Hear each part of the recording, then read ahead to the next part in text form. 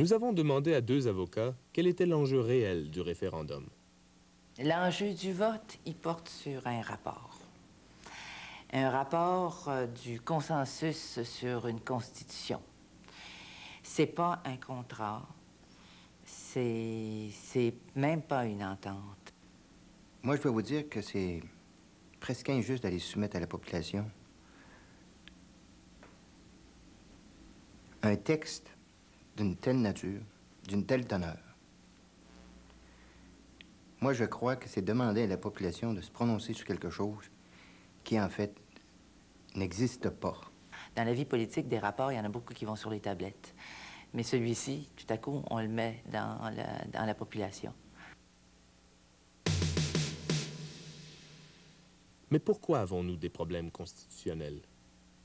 Vous savez que la Constitution a été écrite par des hommes politiques en 1867.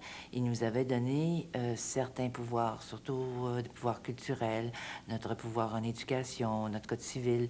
Mais au cours des années, on les a perdus. On a perdu l'efficacité de ces pouvoirs-là. Et parce qu'Ottawa s'est emparé du pouvoir de dépenser. Jusqu'où peut aller le pouvoir de dépenser d'Ottawa?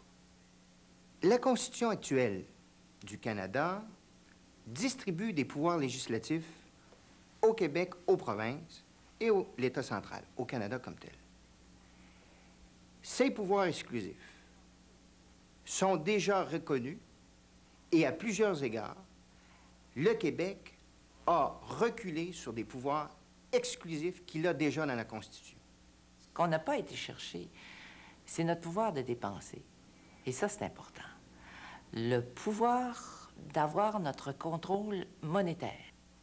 Le pouvoir fédéral de dépenser est un pouvoir qui permet au fédéral d'imposer les conditions de la distribution de son argent qu'il vient recueillir dans nos poches.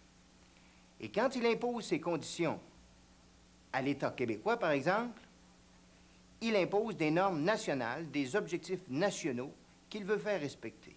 Donnant comme objectifs nationaux que l'ensemble du Canada dit, nous, notre objectif national, c'est d'avoir des techniciens qui sont compétents à travers le Canada dans le domaine de l'automobile. D'accord. Mais nous, au Québec, on dit non, c'est l'aérospatial. C'est des techniciens en aérospatial qu'il nous faut. À ce moment-là, le gouvernement peut dire, unilatéralement, non, ça ne fait pas l'affaire du reste du Canada. C'est pas juste et ça ne vous convient pas. Le programme doit être uniforme. À ce moment-là, voilà où est ce pouvoir qu'on n'est pas allé récupérer. Aujourd'hui, le texte que nous avons devant nous reconnaît d'une façon perpétuelle ce pouvoir fédéral de dépenser que le Québec, par le passé, n'a jamais voulu reconnaître. Quelle est l'option la plus prudente pour les Québécois et les Québécoises? En disant non, je me protège. À ce moment-là, je retourne à un statu quo où j'y reste. Et dans ce statu quo-là, je garde des acquis, je garde ce qui est là, je garde un pouvoir aussi de renégocier.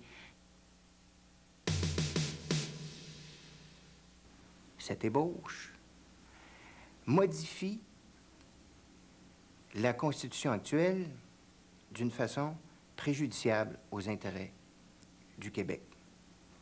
Je pense que cet accord est tellement imprécis, tellement incomplet et inachevé que je ne peux vous conseiller de l'accepter. Pour terminer, nous avons demandé à un de nos grands économistes ce qu'il pensait de l'après-non. Bien, après le non, il n'y a rien de changé. On respecte les gens qui se tiennent debout, on respecte les gens qui peuvent dire non et qui peuvent être à l'écoute de d'autres propositions. Alors le lendemain, disons, le soleil va se lever pareil, il n'y aura pas d'écart à la bourse, tout va être correct. Alors que si on dit oui, on s'impose un carcan, on limite le développement de notre économie et on ne s'affirme pas. Alors, le oui, c'est marcher à genoux et le non, c'est vraiment se tenir debout.